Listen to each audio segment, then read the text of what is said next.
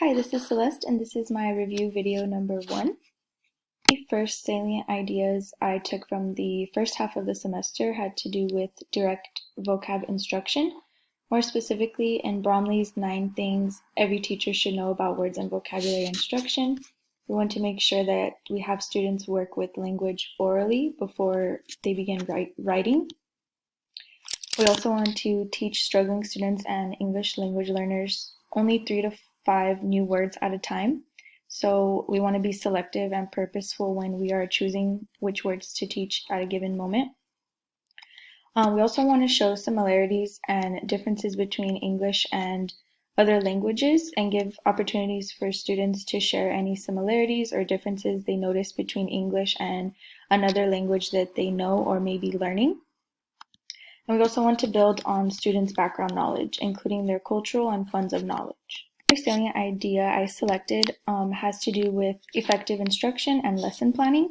So according to both Burke and Schmoker, it is much more effective for us to go off of a common curriculum and implement sound lessons that are rich with authentic reading, writing, and literacy opportunities for students.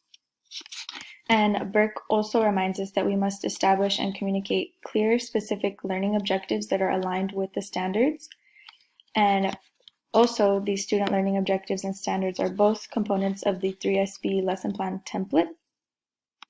And we also want to make explicit connections between what students already know, as well as connect to students' lived experiences outside of school and outside of the classroom. And more specifically on the lesson plan template that we use, there are areas where we are to describe students' prior knowledge, as well as explain how we are going to make this lesson meaningful and relevant to students' lives. And also the importance of assessments. So both formal and informal assessments, which are key to helping us understand where our students are at in regards to skills and content, and allow us to adapt future instruction to best fit our students' needs. Regarding the importance of academic background knowledge, I selected this quote from Marzano, which states, "Schools must be willing to dedicate the necessary time and resources to enhancing the academic background knowledge of students, particularly those who do not come from affluent backgrounds." So I chose this because of the importance that academic background knowledge holds, and how academic background knowledge can be the difference between whether a student succeeds academically or not. And as teachers, we must provide various enriching activities in the classroom to ensure each student develops academic background knowledge that they need to be successful. And last but not least, one big salient idea from the first half of the semester is our close reading schema map and how the heart of effective ELA instruction is close reading. More specifically, we have planning, instruction, and assessment. And for planning, we want to consider background knowledge of our students, so academic background knowledge, non-academic background knowledge, and ways that we want to enhance students' background knowledge. And same goes for academic language.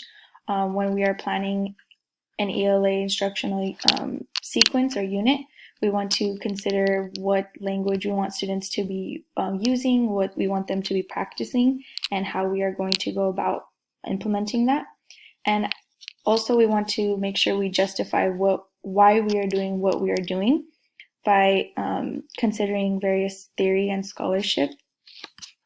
As for instruction, again, going back to vocabulary instruction and close reading, like I said, close reading is like at the core or the heart of ELA instruction.